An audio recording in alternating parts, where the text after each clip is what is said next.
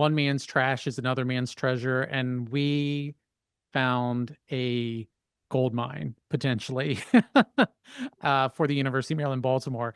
You've probably seen it all over the news. The Baltimore Sun, the Baltimore Fishbowl, it's been on TV. We are talking about a long lost portrait of UMB's founding father, John Beale Davidge. Yeah, recently, a couple of months ago, it was found by, we'll tell the whole story. We don't want to give away too many secrets, but it was recently found after a restaurant called Bertha's Mussels. Maybe somebody remembers the stickers that I think the stickers used to always be on bumpers, and they would say "Eat Bertha's Mussels." So Bertha's was a local establishment, very well known in Fells Point, closed down a couple of years ago when the owners retired. And just recently, they had an estate auction. And through that auction, this little treasure was found. We've done a series before on UMB's hidden treasures, summer roadshow episodes, and so Larry has been on before. Larry Pitrof is who I'm talking about from the Maryland Medical Alumni Association. If you've listened to our podcast before and with Larry on here, you've learned a little bit about Davidge Hall, which you'll hear about again. And he had that another incredible find a couple years ago with Moonlight Graham, the University of Maryland School of Medicine student who you probably better know as a character in the Field of Dreams movie. Like, who would have thunk it? And so another nice summertime find is why we're bringing Larry on the program again, along with Meg Fairfax Fielding, who, Dana, tell us a little bit about Meg and how she kind of plays into this.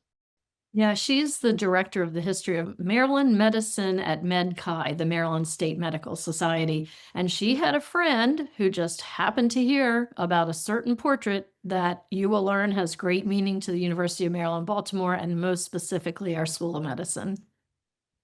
So without further ado, let's take a little antique roadshow, as it seems, and listen to Larry and Meg's incredible discovery of the portrait of John Davidge. You're listening to the heartbeat of the University of Maryland, Baltimore, the UMB Pulse.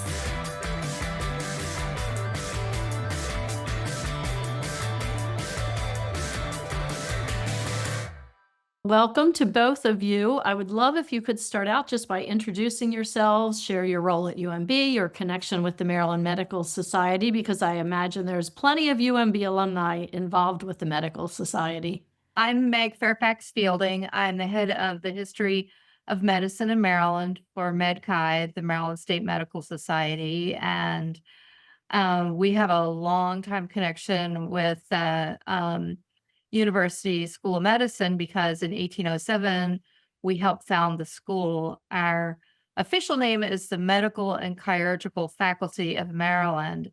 And the faculty part comes from that we were the original faculty of what is now the School of Medicine. And so I've worked with Larry for 8 or 10 years now on different things. Yeah, and I'm Larry Pitrof, Executive Director of the Medical Alumni Association. I've been at the university since 1994, and Meg is absolutely correct when she says we collaborate on a number of things with MedChi, and this was what people are going to be hearing about today is just one of them that we're very proud of. Well, thank you both for joining us. Larry, before we dive into the actual discovery, can you give us a little bit of background about John Davidge and his significance to UMB? Well, you have to take yourself back to early medicine in America, and organized medicine was distrusted back then. Physical diagnosis was in its infancy because the profession wasn't really regulated until MedChi came around in 1799. Doctors often found themselves competing with barbershop surgeons, people of the ministry, street corner apothecaries. And then there was this group of organized doctors, medical degree doctors, largely who received their medical educations in Europe. And they did these crazy things like dissected dead bodies to learn how the body functioned. So Davidge grew up in that era, and he was educated in Glasgow, University of Glasgow, was originally from Annapolis, returned to Maryland, and opened up a private practice in Harford County, and then eventually moved down to the Baltimore area, where he was advocating for the founding of a medical college, in addition to the founding of a medical society that would help regulate the profession. And there was a series of yellow fever epidemics in the late 1700s that really allowed the school, or the effort to found a school, to gain some ground, because it was horrible for the state of Maryland, and actually the entire eastern seaboard.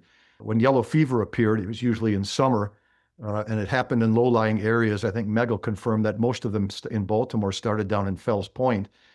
That Davidge became a real recognized figure, because nobody understood what caused yellow fever, and there was a large-scale effort to clear out when that happened. Most people headed for higher grounds, including many of the doctors who were responsible for treating their patients. And Davidge was one of these individuals that had a belief that yellow fever was not contagious. He stayed in Baltimore, and he provided a real sense of calm in the city at a time when it was really needed. And so that was Davidge asserting himself as an eminent physician of the day in early Baltimore. It's an incredible story about John Davidge, and his connection to Baltimore and the history here. And it's great having you on again, Larry. We had you on a couple years ago talking about the discovery of some letters and documents involving Moonlight Graham, and who would have thought here, coincidentally, near another All-Star game break, maybe from with Major League Baseball, that we're talking about another discovery. You seem to have a knack of these late spring discoveries. You'd be lucky than good any day of the week, Charles. Yeah, exactly. So, so I'm going to bring up the portrait here in a second and share it. So if you're listening to this podcast, this is a very visual podcast for this episode. So if you haven't, visit our YouTube channel for the UMB Pulse, subscribe, watch this podcast so you can see what we're about to walk through here. So as we bring up the now infamous portrait, tell us about the background of the oldest known portrait of John Davidge being found at Bertha's Mussels in Fells Point. Meg, how did it come to your attention? I got a text message from an old friend of mine, an old sailing buddy of mine, and who I literally have probably not talked to in 10 years. And she said, "Hey, I'm cleaning out Bertha's and found this painting. And I know that you're with the Medical Society, and I frequently post pictures of some of the portraits we have. We have about 120 portraits of physicians." And she said, "I thought you might be interested." And I was like, as soon as I saw it, I knew it was John Davidge, because I've seen pictures of him before. We have an 1899 Annals of Medicine that covers the first century of our being, from 1799 to 1899. And in it, there's a small black and white photograph of what was probably a portrait of John Davidge. So I know exactly who he was. So she said, "Let me know if you're interested in it." And, just, so I sent her a figure.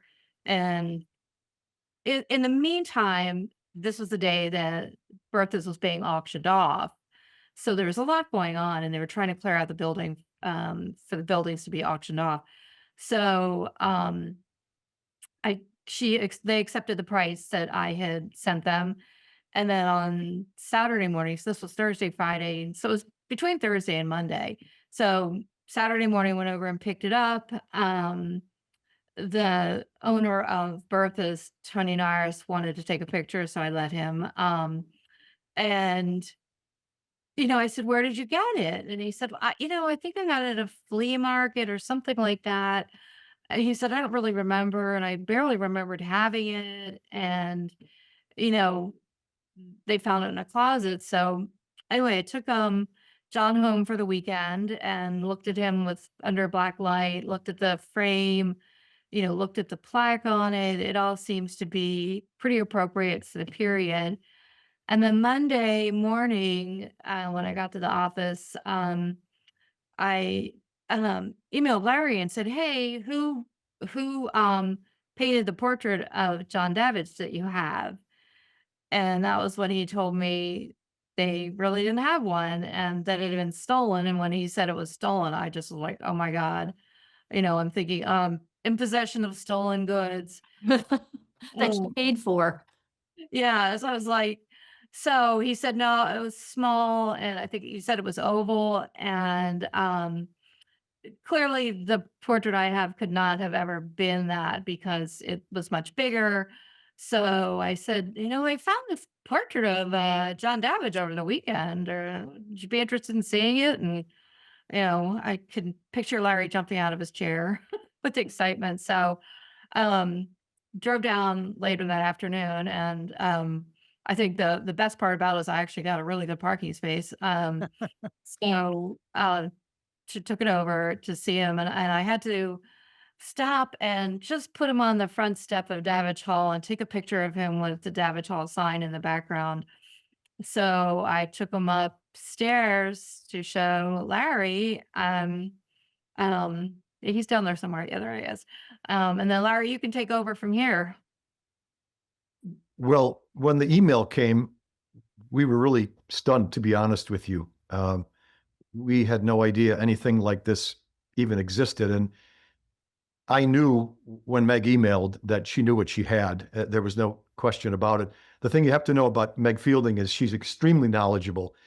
She's selfless, and she's always working for the greater good. And when the email came, I just said to myself, well, here we go again, and I knew she knew what she had. And when she followed up with the email with the portrait, I knew we had something very special.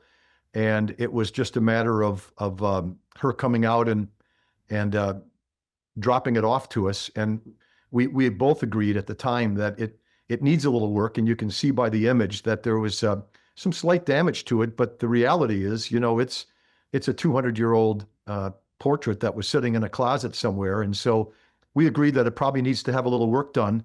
But make no mistake about it, we posted it. We put it up for display an hour after Meg left the building. I should just add that after the rendering that we had was stolen back in the late 1990s, this was a time when Davidge Hall was opened with a key lock, and from 8 until 5, Monday through Friday, it was open to the public. We get a lot of people who like to come in and visit a National Historic Landmark, and we're very welcoming for that.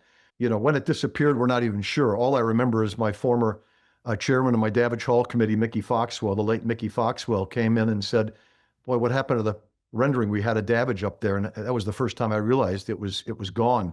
So we had to file the police report, but we knew it was long gone. So in preparation for our bicentennial celebration in 2007, we commissioned a portrait, and it was based on photos from that rendering that we had that was stolen, as well as some written accounts by Eugene Cordell, which brought out Davidge's blue eyes and his appearance. And we commissioned this portrait in 2005 with an artist down on the Eastern Shore by the name of Laura Era at the Troika Gallery. And she did a wonderful job. And the truth is, we didn't realize how good she did until Meg brought this painting in, because the two really have a striking resemblance. But it was, there was no secret to what we were going to be doing. We retired the commissioned Davidge portrait, and we displayed the current one. And she and I both refer to it as the Mona Lisa. When you look at it, I don't know if you folks have ever been to the Louvre in Paris, but you walk around this enormous museum, and there are these busts and these sculpted pieces that are just enormous. And then you walk into the room where Mona Lisa is, and it's proportionally a very small painting, but it's so powerful. And you get that, agree with me or not, Meg, you get that same feeling when you look at the Davidge rendering, don't you? You you get a feeling of who he is, and it's well done. I mean, and what we suspect that it was done, it says it was a copy, and we suspect it was a copy of a portrait that had been done during his life, and so it was the copy of that. But then there's some difference because A.L. Ratzka, it says New York 1844, but Ratzka wasn't born for about another 20 years. So we're just not sure about all that. I've seen one, um, something that says that the portrait was from Davidge's great grandson, and then something else that says it's from his grandson. So there's some investigation to be done on the painting. But I think that's all sort of secondary to the fact that you have the painting now and nobody knew about it. This really sounds like we need a special edition of Antiques Roadshow to show up here because it is this painting was acquired originally in a flea market, was in a restaurant, and then you paid some money for it. Let's just say, I don't know how much you paid for it, but it'd be a great Antique Roadshow moment if it was like, I paid $20 for this. And and now it's appraised at, you know what? Somebody asked me what the value of it was, and I said, it might not have a lot of artistic value or whatever, but the value to the university is, you can't put money on that because there's never been a painting like that. There's never going to be a painting like that. It's irreplaceable. And, the money really actually doesn't matter. But there are actually a couple of people who work on Roadshow who are in Baltimore. So we may be able to get one or two of them to come over and take a look at it. But yeah, so it's my father used to say money and fair words. So that's what we need. And to follow up on what you were talking about here on the frame, we see presented by family of Walter Dorsey Davidge. And so you were saying, is that the great grandson? It's also his grandson. So I've looked at some of the genealogy for Davidge's family, and he does have a grandson named Walter Dorsey Davidge. Um, I said we have a collection of about 120 portraits here that go back to this late 1700s. And this is like the plaque is very consistent with what the plaques on those portraits look like. You can see that some of the gilding has rubbed off on the bottom rail, which is really common because when you're cleaning them, you tend to clean the bottom rail, not the top rail. The gilding is right and the canvas is right for that period of time. So I suspect it's more his grandson than his great grandson because great grandson would bring it into the 1900s. How do you verify its authenticity? Like who's available? I mean, we have great art museums in the region, but like who could be tapped into to kind of help track down that art mystery? I should also add that we're reaching out to the Davidge family. We do keep in touch with a couple of the descendants. As a matter of fact, they had a mini reunion of about 30 of them in Davidge Hall about 8 years ago. And the name Dorsey Davidge is consistent with the family lineage. We've all seen that. And I'm hoping the family can help tie that together. So the investigation does continue, but I would agree with Meg, based on the portraits that we have on display in the building. This is a time period, and as she said, the nameplate, it's all consistent with what we have in Davidge Hall right now with some of his other colleagues who were working beside him back in that day. That's so fun. Backing up to what you had said about having the piece commissioned, you said that in reading some information, you found out that he had blue eyes and a couple of other notable things. Is there anything about this portrait that is unique compared to the Davidge imagery that you've seen before? Personally, I haven't seen any. It's remarkably consistent. When you look at the clothing he's wearing, the expression he has on his face, that was pretty consistent with portraits that were being done during that time period. So I didn't notice any. How about you, Meg? No, it's similar to the one that's in our Medical Annals of Maryland, which was one of the Eugene Cordell publications. He's wearing the same sort of cravat and coat and things like that. But that's what everybody wore at that point in time. So, and that's why we sort of suspect that the picture was done it's a copy of a picture done during his lifetime. So, and the blue eyes, I think there's something maybe in the annals that says about his blue eyes. And like a lot of times you can look at a photograph and tell somebody's got blue eyes because that's what it looks like. Not dark brown eyes or anything like that. So Yeah, largely the repository that we draw upon for the early history in Maryland is Eugene Cordell. He was a graduate of the University of Maryland, and he was the first professor of history at the medical school here. And he spent the latter part of his life documenting the early medicine in Maryland. And it's been a terrific resource to us. As a matter of fact, when I published my book on the first 200 years during our bicentennial, I was drawing largely, heavily upon his history for the first 100 years.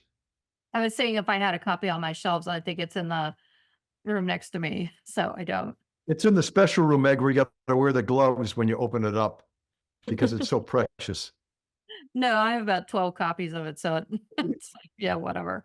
Um, yeah. So, that a lot of the information is consistent. So, it all follows a path, and which leads us to what we've sort of discerned about it. So Larry, moving over to Davidge Hall itself, obviously a huge part of UMB's history.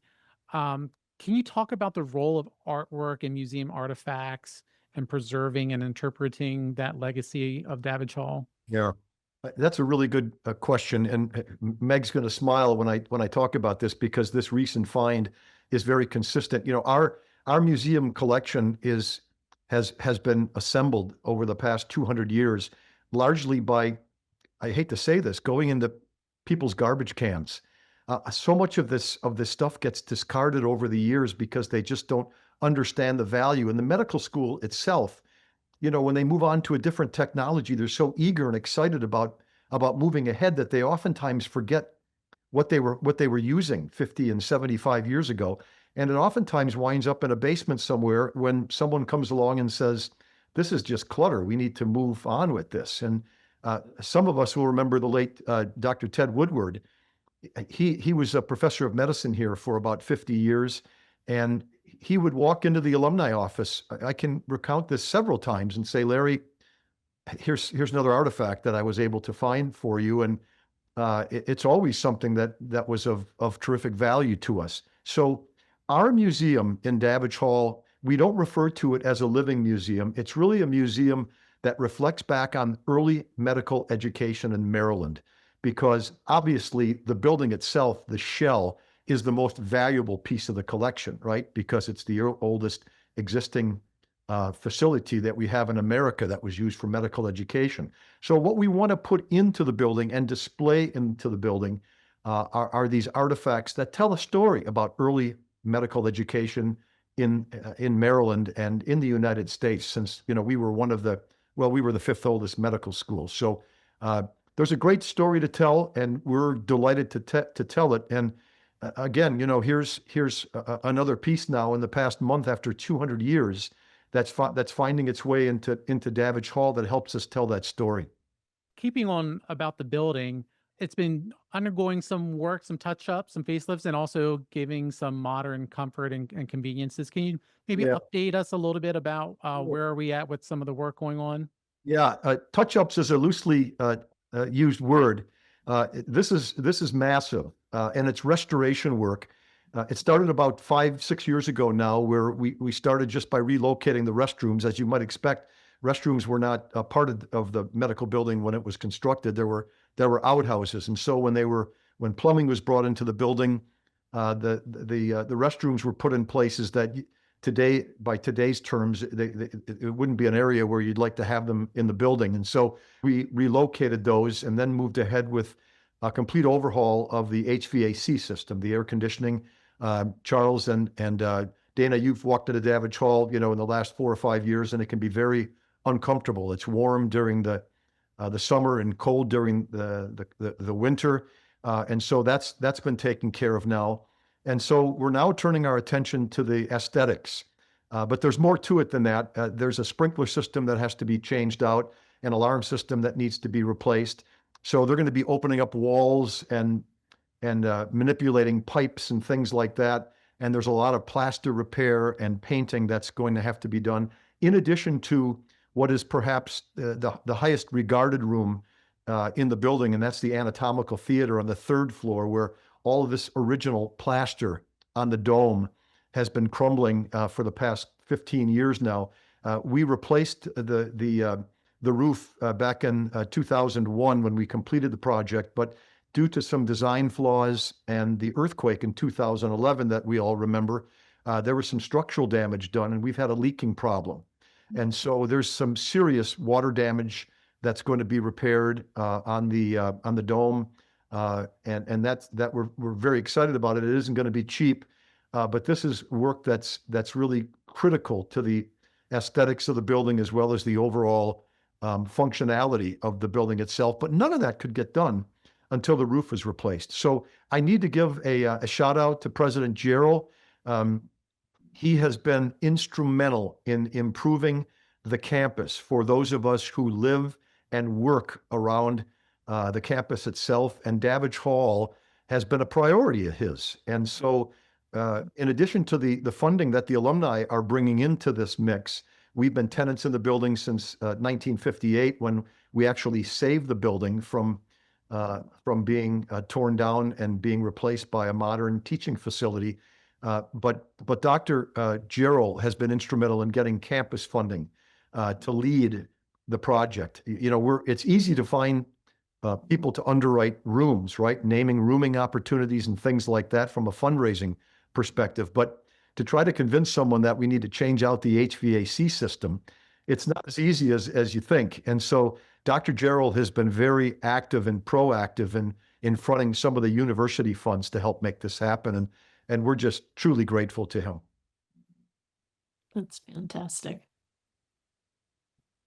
Yeah, sort of echoing what Larry says, we also have a big collection of paintings in a small museum, and it is, preserving the history. I don't know whether you can see right there. Those are old French medical dictionaries from the early 1800s, and I saw them at an auction, and nobody bid on them. So I'm like, here we go.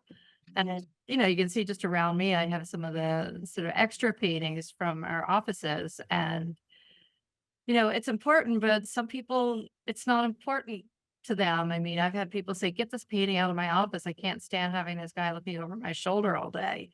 And, they're not interested. So that's how, things get discarded. And I just always shudder to think about, what's in that, roll off that we didn't see, that keeps me awake at night sometimes. We had an old, always called it the cage in our building on campus. And at one point they were doing some renovating down there. And one of my coworkers and I went down, our boss had said, just go down and take a look at, we have a bunch of old stuff in there. And it was a similar feeling, Meg, because there were pictures and just different images of buildings from God knows when they were. I mean, they were dated. I don't remember now, but they were old. And I thought if somebody else would have walked in, they would have just thrown this stuff away. It would have had no meaning. And, it's still just sitting in a bin in our storage closet now, but at least it's still there. It's safe. And, we need to figure out what to do with it and where to place those pieces as well. Dana, that's the critical discussion that needs to have happen because, I'll just give you an example. In Davidge Hall for years now, before the HVAC system was changed out, the humidity levels and heat was just oppressive. And rather than holding on to the publications, to the old books that we have, we just literally moved them up to the Health Sciences Library, the rare book room in our Health Sciences Library that Tara Wink oversees right now. So we've developed that partnership because it's the right thing to do. And, Meg and I just a little more than a year ago did a little bit of a portrait swap. We recognized we had some pieces of medical artifacts that were more fitting for Med Chi to have. And one of them was a very large painting that's been hanging in Davidge Hall for a very long time on Dr. Tristram Thomas, who was one of the founders of Med Chi that his family had commissioned. This is about an 11-foot tall painting that's been in the building since the family turned it over. And it was put there because this was a real mover and shaker in the early medicine in America. But the truth is, he had nothing to do with the founding of the medical school.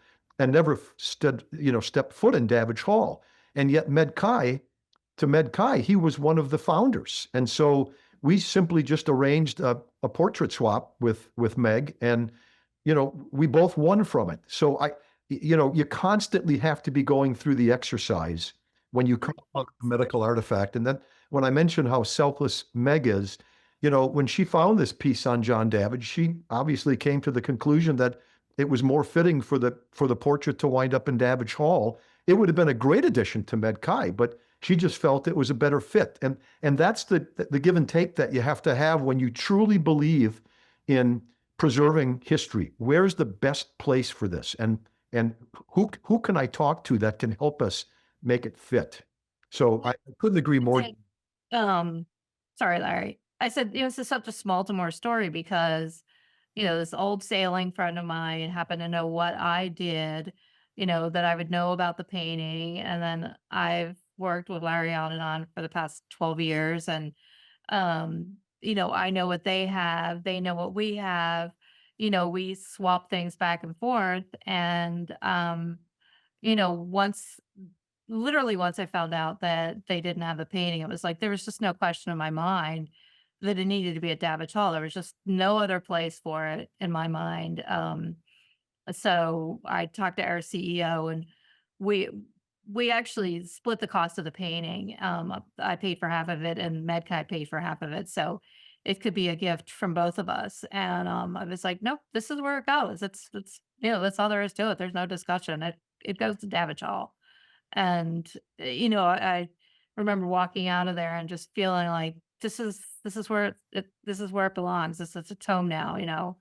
I know that was a fun feeling.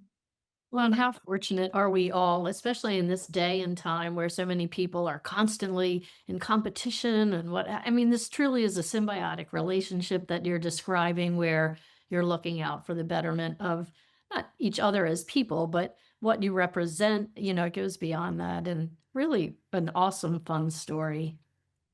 Yeah, we've gotten great press about it. I mean, it's been really exciting. Just to see that so many other people are as interested in the story as we've been. I think it's a lesson that good news can also sell newspapers, right? Yes, yeah, absolutely. Yeah. Yeah. Clicks on websites. So yeah, thanks for the Baltimore Fishbowl for Mhm. publishing the initial article out there where Meg, you were involved as well. So we appreciate that. Because that definitely went viral. And we appreciate viral in a good way. The best thing is that the guy who wrote it is an intern, a summer intern from the University of Maryland School of Journalism. And this is his first really big story. And he's just been so excited about it. I think it's a real coup for him that, it's just the story that he wrote, one of his first big stories. So hopefully to keep him on a journalistic path for his career. Absolutely. I know that feeling well Yeah. as a former journalism student. Um, you know, is there anything else for both UMB and MedChi that maybe is missing or trying to find that you need to put an APB out, say, hey, we would really like to have this in our collection. If you know if it exists or where it is, please let us know. I would just word it this way, Charles. I would just say, if you think you have something, before you throw it out, just give us a call and we'll be happy to talk to you about it. Yeah. I got a call the other day from the Carroll County Farm Museum, and they said, "Oh, we found a couple boxes of stuff here, and it was a donation or something you lent us in 1965." And we were just kind of wondering if you want to come look at it and see if there's anything you want. Because she said, by law, it's ours now. I'm like, whatever. But she said it just was this random couple boxes of stuff. And some of it was veterinary medicine, but the others was people medicine. So going up there next month to go look at it and see what they have. So you just never know where something's going to come from. I mean, you just don't. Yeah. I mean, even in the bigger cultural context, the museums in the past, I would say decade have taken a look at themselves about the provenance of things, and especially with the colonial times and eras, like, okay, this is more appropriate to return certain items to the original country, right? And to the people that they belong. So for things on a much more bigger, historical scale. So we're still doing that today. It seems on a smaller scale here in Baltimore between the portrait swap and you finding a Davidge in a restaurant storage room. So anything's possible. It's good that people still have good intentions. And the thing I was really worried about with the painting is, God, if it had been sitting in Bertha's for 50 years or whatever, we all remember the days of, when you could smoke at a restaurant and you'd get all dressed up to go to, out to a bar or something. And then you come home just reeking like an ashtray. And I Yeah. was just thinking, oh, I hope this painting doesn't smell. And I hope there's just not like a scrim of nicotine on it. And, it was in very good shape. I got into the car and I'm like smell it. I I was actually more concerned maybe if there was like cooking grease layered on there from from the fryers over the years. Well, I would hope it wouldn't have been in the kitchen. That would have been a little frightening. Yeah. Um, how are there any other people involved, either in the continued journey or the discovery and restoration that you want to shout out? I know, Larry, you'd shouted out Tara Wink for her involvement with some of the stuff that you're doing with special items. I'd like to mention Carolyn Brownlee, who is the person who actually alerted me.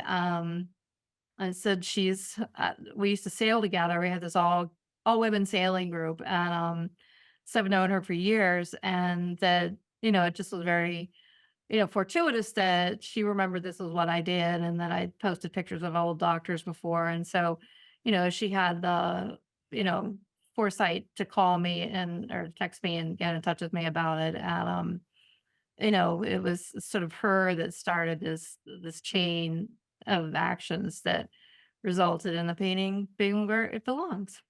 The only thing that I guess I'd add would be collecting artifacts is a grueling task because you don't want to discourage anyone. And the truth of the matter is, most of the inquiries that you field really aren't valuable. They aren't worth what, and oftentimes it's a set of books, 20th century books that had been sitting in one of the doctor's libraries, and he died, and the family didn't want to throw them out because they're kept in such good shape. And what do we do with these? And there isn't a lot of value, and there isn't a lot of space to receive everything. So you make recommendations on what to do, and oftentimes it's encouraging them to go to their local historical society and ask if they're interested in receiving that. So I would just say, I don't have a shout out to anyone. I want to be grateful to everybody who considers donating artifacts, but understand that it's a thankless job when you really look at it. And when Meg got that call from her friend, I would imagine she would agree that there was probably a little degree of skepticism that, this can't happen. But you go through the motions because, well, look what happened, right? You found a one in a million. I mean, I bought the painting basically sight unseen. I saw a picture of it. She texted me a picture of it on the back and the little plaque, but it was, virtually sight unseen. But I knew enough from seeing what I saw, and even if it had been a 1950s portrait of Davidge, I still thought it was important to acquire. And I try to be pretty judicious about what we acquire here because it's not like we have a shortage of books. We have a Stax library here with 55,000 books. So it's not like I need a whole bunch of new ones. But as I said, these that I got at auction, I think I paid $40 for 60 volumes of this. So, it was a worthwhile purchase. So We had another episode years ago with the National Museum of Dentistry, and we got to go into their storage room. And that's the thing, like museums, beyond what they have on display, there's a lot of storage, and just the effort it takes to catalog everything and just make sure you actually have room and space for everything. And they're dealing with like things as small as toothbrushes and whatever else you can find. Like there's so many things that are back there that you hope that can, come out of storage one day, but it's Oh, what you said, like it's what you have to kind of turn away.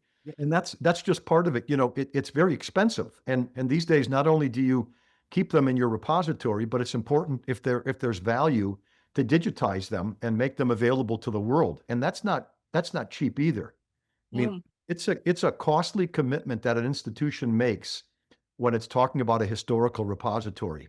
If you take it seriously, it's very important, but it's invaluable to an institution because of the prestige and just the information sharing that it offers. I'm still cataloging our rare books collection, and even 12 years later, I am still finding information about our portraits because we mostly know who they are, but there are a couple that we don't. And then it's like, well, where do we get them? How are they acquired? And so I've gone back through all our medical journals and bulletins and, done a search. Thank God they're digital. But, with the rare books, nobody ever cataloged them. Nobody knows what we have. And we did get rid of a lot of them in the early 2000s because we realized we weren't taking good care of them. But even with the ones that I've found that were sort of like the second rate ones, I mean, that collection's worth, $750,000. So, it's not something to sneer at. So, I think the earliest book I found so far is 1567. And, Oh. that's not even that early of a book, but it's still, you hold this in your hand and, you feel the history. And I think that's, you have to have that kind of mindset. You either have that and you're a historian or you just don't care. And it always shocks me. And I know I'm pretty sure with Larry too, probably shocks you that people aren't interested in history. Oh, yeah, whatever. So, Charles, you alluded to our dental museum on campus at University of Maryland, Baltimore, where we all sit and happily have the access to these different buildings and these different pieces of history. Larry, you mentioned that the portrait's going to be, or is already being displayed publicly. What if someone wants to come by? We'll put some of this in our show notes, but what if someone wants to come by and see the portrait? Do you have regular hours? We do. And faculty and staff and students are permitted to come in from 8 until 5. If it's an outside visitor, we require notification so we can be there to let them in and show them around and maintain things. We learned our lesson from back in the 1990s when that rendering disappeared, that when you have value like this, you welcome everyone, but you have to be careful. And the other thing, Dana, that we should mention is, Davidge Hall is a wonderful resource. It's historical and it's probably our most precious artifact. But we have other schools on campus that have really nice historical collection, the nursing school, the pharmacy school, the law school. It's really a pretty sensational composite when you bring all of these collections together of what the University of Maryland, Baltimore has to offer. You said that much more eloquently than I did, Larry. Thank you. Yes. So we will be sure to include everything in our show notes, the references that we've made. Is there anything else that either of you would like to share with us? We've really enjoyed hearing the story firsthand. no, I've really felt fortunate to have worked with Larry over the last 10 or 12 years. And I think I've learned a lot from him, and it's been a real privilege to sort of have him as a colleague. And Well, the feeling's mutual, Meg, and I would just say to Charles and Dana, this is a wonderful forum. You guys have an excellent program here, and it's a way for us to share this good news with the campus. And it's a real joy to work with you again. Absolutely. It was great talking to you, Larry. Meg, it was great talking to you as well. And thank you again for bringing Davidge home. my pleasure. Thanks, guys. Thank you.